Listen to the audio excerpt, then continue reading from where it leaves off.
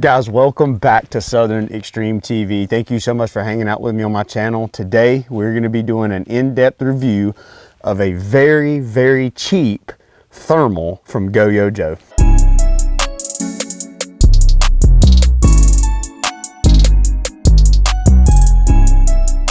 So thanks for hanging out with me. Make sure you hit that subscribe button. If you are new to the channel, we do a little bit of everything here. We do a lot of hunting videos. We also do a lot of optic, gun, and gear reviews. We do some really high-end stuff. We do some very, very cheap stuff, which is exactly what you're going to see in today's video. A company called GOYOJO, and that's right, I'm saying it right, reached out a while back. They had a really, really cheap thermal. And I said, heck, send it on, let's unbox it, let's see if it's worth a crap whatsoever. Was actually slightly impressed just from the pure cost of it being under $1,000, and the fact that you actually have a thermal that is functional, if you will, for that amount of money. This model, however, they've got a brand new model that they just come out with. This is their GRS225RF. So that was a little bit of a mouthful, but basically what that stands for is a 225 resolution with a rangefinder. The RF stands for rangefinder. So this is a thermal optic from GOYOJO, under $1,000, and it has an LRF built into this along with a ballistic calculator, which is really, really cool. Typically around that price point, the only thing that's really going to compete with that is going to be something from DNT, and it's going to be a day-night vision scope like their Zulus V2, which is not thermal, it's just digital day and night. So what I want to do is I want to do just a quick unboxing, which is kind of the boring part of it, and then we'll dive into the specs, and then I want to actually turn the optic on and give y'all my honest opinion about where I think this lands, what I think it could be good for. Just real quick, you get, which that's some of the specs, we'll go into that here in just a little bit. So you get a instruction manual, you get a little bit of padded memory foam there, you get, looks like a USB-C, you've got inspected by a QC certificate, so this is basically just a quality control thing. I bet these are going to be scope rings. So yep, so you get your own scope rings there, which is nice that they send that. You get a CR123A battery. So assuming that this runs on CR123A, but it also has a built-in internal battery, which I really like, and I'll dive into that here in just a little bit more detail. So they give you that battery, and that looks like it, other than the optic itself. So this is the optic. We're going to take this box, we're going to throw it over here. So right off the bat, this looks very, very similar to some of the other budget-friendly, cheaper thermals that are out on the market. Obviously, this is a really small, really short-ish, compact thermal that has what appears to be a lot of the same functions as the bulk of the other scopes on the market. So before we turn it on and go through that process, that's everything that you get into the box. I want to go through some of the specifications, just that way for the people that are really, really technical, we can dive into that. So the sensor resolution, and sorry, and I said this was a 225, it is not. The sensor resolution is a 256 resolution with a 25mm objective lens. So I misspoke about the resolution earlier being 225. I'm assuming the 2 stands for 256, for 256 for the resolution, the 25 stands for the objective lens. Optical zoom, they're claiming optical zoom at 3.5x, digital zoom 1:8. So optical zoom, take that out because it's basically it's a digital thermal image with a 1x base mag and an 8x total magnification. Your display resolution is a 1440 by 1080. Operating time is 7 to 9 hours. Now I'm going to assume that that is 7 to 9 hours with the included CR123A battery. Now I am not a fan of CR123A batteries. They're expensive. They're a pain in the butt. I'm sure you could get some that are rechargeable, but really everything in the industry is going to either a proprietary rechargeable battery that is removable or they're just going with 18650 batteries that you can buy super cheap off of Amazon. But this does have an internal built-in battery that is fully, I've got it charged up, and I'm kind of testing it out to see what that battery life is on there. So they're claiming the operating time is 7 to 9 hours. I don't want to tell you guys that it's 7 to 9 hours with a built-in battery, because you have the built-in battery, but then you also have the backup CR123A. So I don't know if that's a combination of both or one or whatever it is. Core function, picture-in-picture, yes. So this does have PIP. It can take photo and video. Audio, no. So this does not have audio. So for those of you that are looking for a scope that can record and take photos, this will do it. However, you're just not going to have the audio there. And to be honest with you, sometimes I wish I didn't have audio in my stuff, trying to edit out Guffey and some of the crazy stuff that he says. But recoil activated video and Wi-Fi, yes. So this does have recoil activated video. So if you're somebody who is not technical, that can remember to reach up there and hit a record button, basically what that means is when you shoot, your recoil or the percussion from that rifle going off will automatically make this thing start recording, and typically it automatically records whatever, I think it's like 15 to 30 seconds in front of whatever that gunshot is when the start record will go, and then it'll record for a set duration after the gunshot as well. It has hotspot tracking, so you can turn that on and off. Classic one-shot zero, they're claiming, yes. And basically what that means is when you shoot, you see your bullet hole, you're able to move your reticle down to that bullet hole while holding a reticle in place for where you were aiming. And in theory, it would be a one-shot zero. Obviously, you want to take multiple shots after you make that correction just to confirm that you're hitting where you want to be hitting. Shot activated recording, yes, which that's the same thing as RAV. Bluetooth, so Bluetooth only. So yes, it does have Bluetooth. So that gives you a little bit of the information. I want to see if it has any of the sensor ratings. Let's see. Heat tracking, IP67 waterproof, so that is nice. 256 resolution, so die size 12. So it's, now here we go. So the NETD rating, so this is a sub 35 millikelvins, which is not fantastic. However, I want you guys to keep in mind, we're not talking about a $3,000 thermal. We're talking about a thermal that costs $800. So you get what you pay for. Not everyone is looking for a $2,000, $3,000, $4,000, $5,000, $6,000, $7,000 thermal.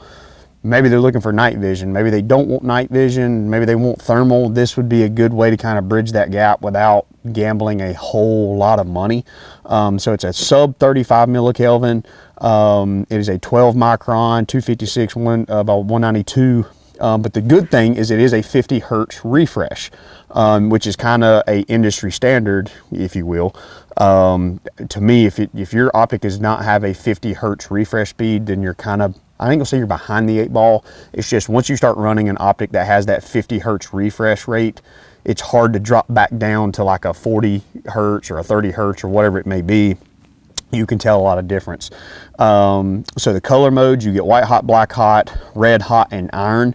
So only 4 color palettes, which again, that's not a huge deal. I would say that 95% of the people out there that are running thermals are either running white hot or they're running black hot. Just depends on your settings and depends on what you want to see.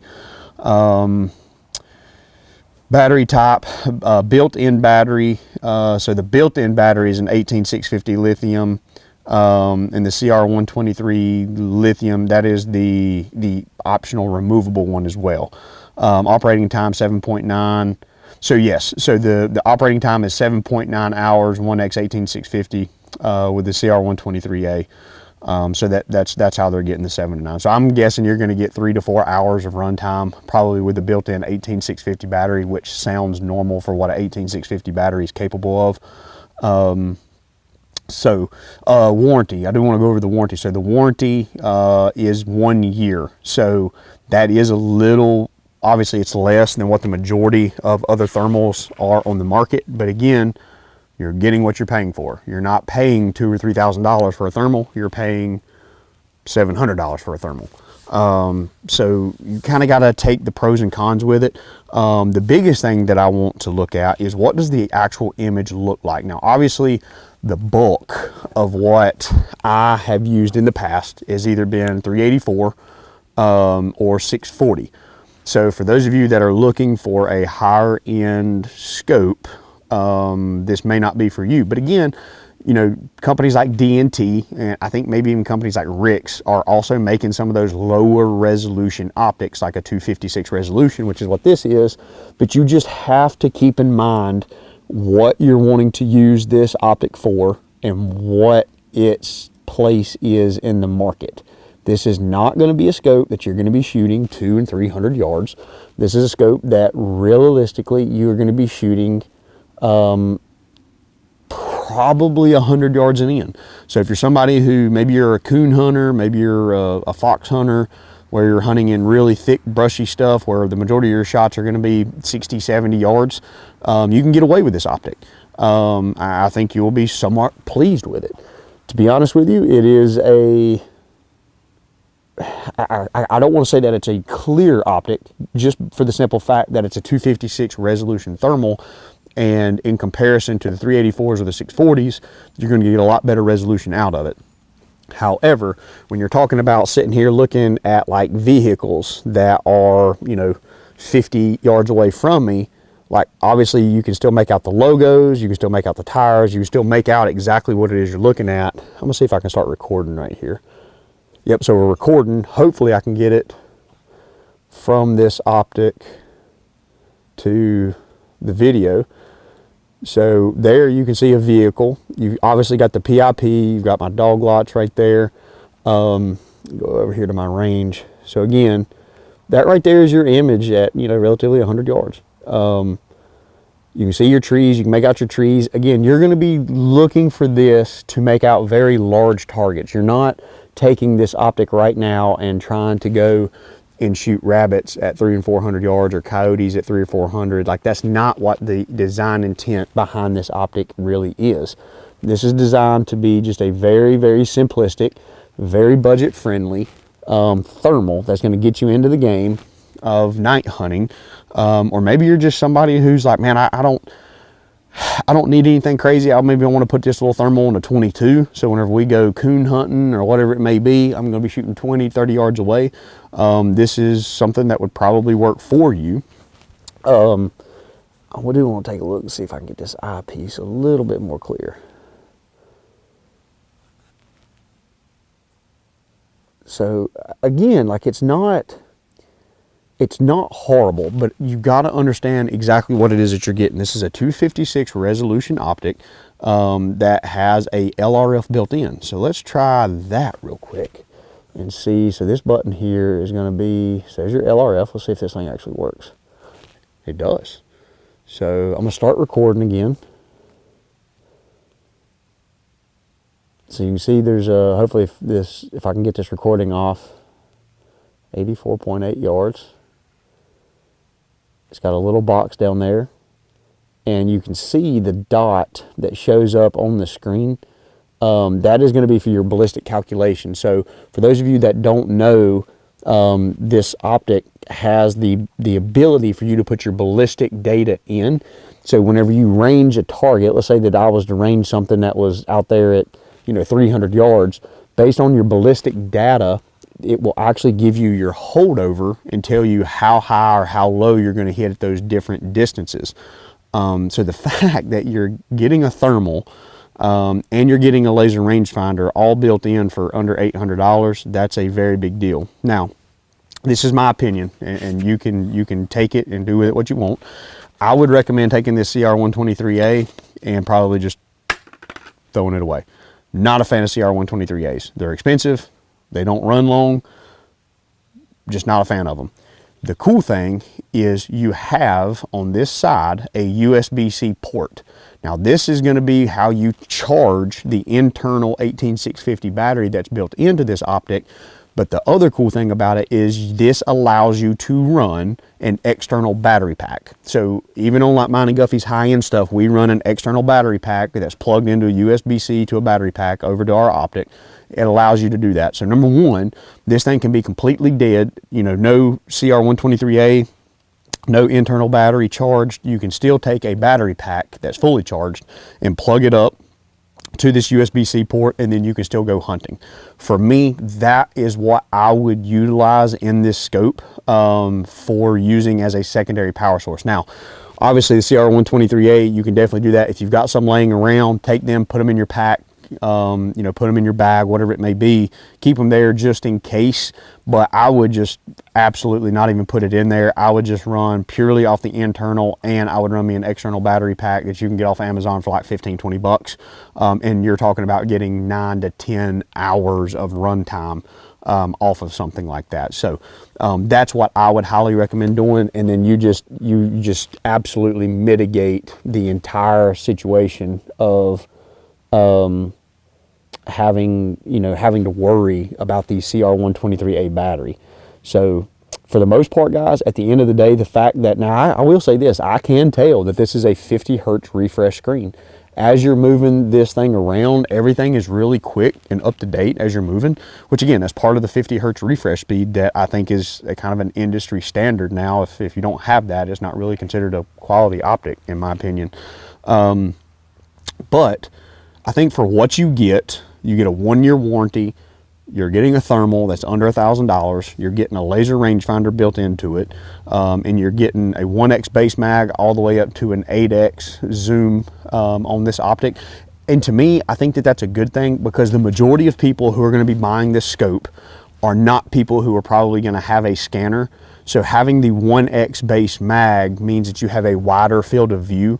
So when you're scanning a field, you don't have to work as hard to scan the entire area with it being a 1x base mag.